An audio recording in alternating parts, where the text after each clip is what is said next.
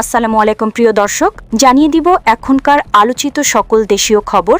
শুরুতেই জানিয়ে দেব সংবাদ শিরোনামগুলো। নতুন এমপি মন্ত্রীদের শপথ মঙ্গলবার সংসদের দক্ষিণ প্লাজায় আমন্ত্রণ জানানো হয়েছে মোদি সহ ১৩ দেশের সরকার প্রধানকে। দুর্বলের ওপর সবলের অত্যাচার সহ্য করা হবে না মন্তব্য তারেক রহমানের। ডাক্তার শফিক ও নাহিদের সঙ্গে আজ দেখা করবেন বিএনপির চেয়ারম্যান। ৬,০০০ কোটি টাকার ম্যাচ আজ, সব সংখ্যা কাটিয়ে টি-20 বিশ্বকাপে মুখোমুখি ভারত পাকিস্তান। প্রিয় দর্শক, এতক্ষণ দেখছিলেন সংবাদ শিরোনামগুলো, এখন জানাবো বিস্তারিত খবর। প্রচলিত রীতি ভেঙে বঙ্গভবনের বাইরে জাতীয় সংসদ ভবনের দক্ষিণ প্লাজায় নতুন সরকারের শপথ অনুষ্ঠান আয়োজনের প্রস্তুতি নিচ্ছে অন্তর্বর্তী সরকার। এদিকে নতুন সরকারের শপথ অনুষ্ঠানে চীন, ভারত, পাকিস্তান সহ ১৩ দেশের সরকার প্রধানকে আমন্ত্রণ জানানো হয়েছে। মঙ্গলবার বিকেলে সংসদের দক্ষিণ প্লাজায় তারেক রহমানের নেতৃত্বে বিএনপির নতুন মন্ত্রিসভার শপথ নেবে। এর আগে একই দিন সকালে একই স্থানে নির্বাচিত সংসদ সদস্যের শপথ গ্রহণ অনুষ্ঠিত হবে। এবার সংবিধানের বিধান অনুযায়ী শপথ বাক্য পাঠ করাবেন প্রধান নির্বাচন কমিশনার এএমএম নাসির উদ্দিন। জাতীয় সংসদ নির্বাচনের দুদিন পর শনিবার থেকে এ আয়োজন শুরু করেছে মন্ত্রিপরিষদ বিভাগ ও সংসদ সচিবালয়। সাধারণত বঙ্গভবনে রাষ্ট্রপতি, নতুন সরকার প্রধান ও মন্ত্রিপরিষদের শপথ পাঠ করালেও এবার স্থান পরিবর্তনের মাধ্যমে সেই রীতির ব্যতিক্রম ঘটতে যাচ্ছে। জনগণ বিএনপির প্রতি যে বিশ্বাস ও ভালোবাসা দেখিয়েছে, বিএনপি তার প্রতিদান দিতে ঐক্যবদ্ধভাবে কাজ করবে জানিয়েছেন দলের চেয়ারম্যান তারেক রহমান। বলেছেন, দুর্বলের উপর সবলের অত্যাচার সহ্য করা হবে না। শনিবার বিকেলে রাজধানীর একটি হোটেলে ত্রয়োদশ জাতীয় সংসদ নির্বাচন পরবর্তী বিএনপি সংবাদ সম্মেলনে এসব মন্তব্য করেন তারেক রহমান।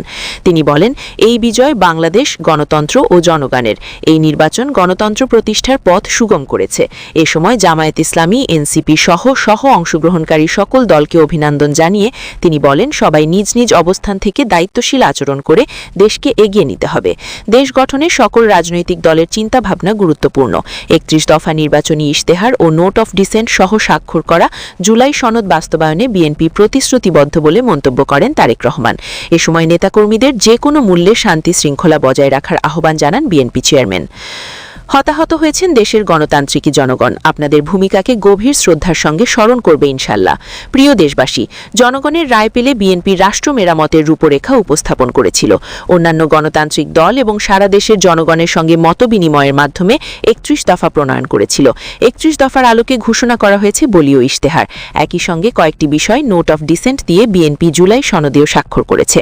আমরা জনগণের কাছে প্রতিশ্রুতিবদ্ধ, প্রত্যাশিত এর প্রতিটি অঙ্গীকার পর্যায়ক্রমিকভাবে বাস্তবায়ন করব ইনশাল্লাহ।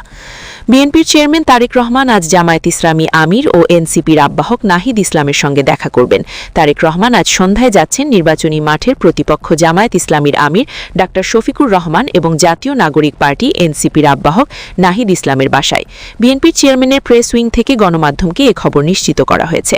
তারা বলেন, আজ সন্ধ্যা ৭টায় তারেক রহমান জামায়াতের আমিরের বাসায় যাবেন, এরপর ৮টায় যাবেন নাহিদ ইসলামের বাসায়। জুলাই গণ অভ্যুত্থানে রাজধানীর রামপুরায় ভবনের কার্নিশে ঝুলে থাকা তরুণ আমির হোসেনকে গুলি এবং দুজনকে হত্যা মামলায় ডিএমপি সাবেক কমিশনার হাবিবুর রহমান সহ ৫ আসামির বিরুদ্ধে করা মানবতা বিরোধী অপরাধের মামলায় রায় কবে তা জানা যাবে আজ। আন্তর্জাতিক অপরাধ ট্রাইব্যুনাল ১-এর চেয়ারম্যান বিচারপতি মোহাম্মদ গোলাম মুর্তজা মজুমদারের নেতৃত্বাধীন ৩ সদস্যের বিচারক প্যানেল এর তারিখ নির্ধারণ করবেন। এ মামলায় গ্রেপ্তার রয়েছেন রামপুরা পুলিশ ফাঁড়ির তৎকালীন এএসআই চঞ্চল চন্দ্র সরকার, হাবিব সহ বাকিরা পলাতক আছেন। এর আগে এ মামলায় ডিএমপি সাবেক কমিশনার সহ রাষ্ট্র ও আসামি পক্ষের যুক্তিতর্ক উপস্থাপন শেষ হয়েছে। আজ ট্রাইব্যুনালে আসামি পক্ষের আইনজীবী যুক্তি উপস্থাপন করবেন। আন্তর্জাতিক প্রসঙ্গ, পাকিস্তানের সাবেক প্রধানমন্ত্রী ও পাকিস্তান তেহরিকে ইনসাফ পিটিআই পার্টির প্রতিষ্ঠাতা ইমরান খান তোষাখানা ২ মামলায় সাজা স্থগিত এবং চিকিৎসার জন্য জামিনের আবেদন করেছেন।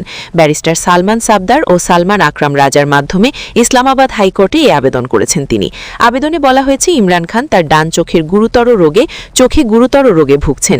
আইনজীবীদের দেয়া তথ্য অনুযায়ী রক্ত জমাট বাঁধার কারণে সাবেক প্রধানমন্ত্রীর ডান চোখ মারাত্মকভাবে ক্ষতিগ্রস্ত হয়েছে এবং বর্তমানে তা ওই চোখের মাত্র ১৫% দৃষ্টিশক্তি অবশিষ্ট আছে। আবেদনে আরও বলা হয়, চিকিৎসাজনিত জটিলতা এতটাই গুরুতর যে কারাগারের ভেতরে এর যথাযথ চিকিৎসা সম্ভব নয়। এদিকে ইমরান খানের যথাযথ চিকিৎসার দাবিতে ইসলামাবাদের পার্লামেন্ট হাউসের সামনে আন্দোলন করছে তার দল, পিটিআই ও অন্যান্য জোটের নেতাকর্মীরা। টানা দ্বিতীয় দিনের মতো অবস্থান অবস্থান কর্মসূচি পালন করেছেন তারা। বিক্ষোভে নেতৃত্ব দিচ্ছেন পিটিআই এর নেতৃত্বাধীন জোট টিটিএপির চেয়ারম্যান মাহমুদ খান আচাকজাই। পিটিআই চেয়ারম্যান ব্যারিস্টার গহর আলী খান সহ দলটির শীর্ষ নেতারাও বিক্ষোভ কর্মসূচিতে অংশ নিয়েছেন। টি-20 বিশ্বকাপ ৬,০০০ কোটি টাকার ম্যাচ। আইসিসি টি-20 বিশ্বকাপে সব সংখ্যা কাটিয়ে আজ মুখোমুখি দুই চিরপ্রতিদ্বন্দ্বী ভারত ও পাকিস্তান। কলম্বোর প্রেমাদাসা স্টেডিয়ামে বাংলাদেশ সময় সন্ধ্যা 7:30টায় মাঠে গড়াবে আসরের সবচেয়ে হাই ভোল্টেজ ম্যাচটি। মাঠের লড়াইয়ে অনেকদিন ধরেই একপেশে ভারত পাকিস্তান ম্যাচ। টি-20 ফরম্যাটে ১৬ বারের সাক্ষাতে ১৩ বারই জয় ভারতের, ৩ বার জিতেছে পাকিস্তান। ভারত পাকিস্তান ক্রিকেট লড়াই মানেই বাড়তি উত্তেজনা, উন্মাদনা। আইসিসির কোষাগারে বাড়তি অর্থযোগ, গ্যালারিতে দর্শকদের গগনবিদারী চিৎকার। এসবই ভেস্তে যাওয়ার উপক্রম হয়েছিল বাংলাদেশকে বিশ্বকাপ থেকে বাদ দেওয়ায়। পাকিস্তান এই ম্যাচ বয়কট ঘোষণা করার পরপরই প্রায় ৬,০০০ কোটি টাকা লোকসানের আশঙ্কায় দেশটির ক্রিকেট বোর্ডের সঙ্গে স্বচ্ছতার আলোচনায় বসে ক্রিকেটের সর্বোচ্চ সংস্থা। যাদের নিয়ে এত জলঘোলা সেই বাংলাদেশের মধ্যস্থতায় ম্যাচটি খেলতে রাজি হয় পাকিস্তান। টিকেটের বাজারেও লেগেছে আগুন।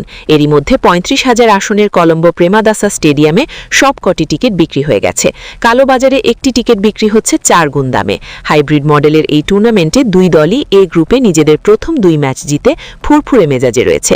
তবে ভারত পাকিস্তান দুই রথে চোখ রাঙাচ্ছে বৃষ্টি, যদিও ম্যাচটি পুরোপুরি ভেস্তে যাওয়ার সম্ভাবনা নেই বলে জানিয়েছে শ্রীলঙ্কার আবহাওয়া অফিস। প্রিয় দর্শক, এই ছিল এখনকার গুরুত্বপূর্ণ নিউজ। আরও গুরুত্বপূর্ণ নিউজ নিয়ে ফিরছি কিছুক্ষণের মধ্যে। নিউজগুলো সবার আগে দেখার জন্য এই চ্যানেলটি সাবস্ক্রাইব করে আমাদের সাথে থাকুন। ধন্যবাদ।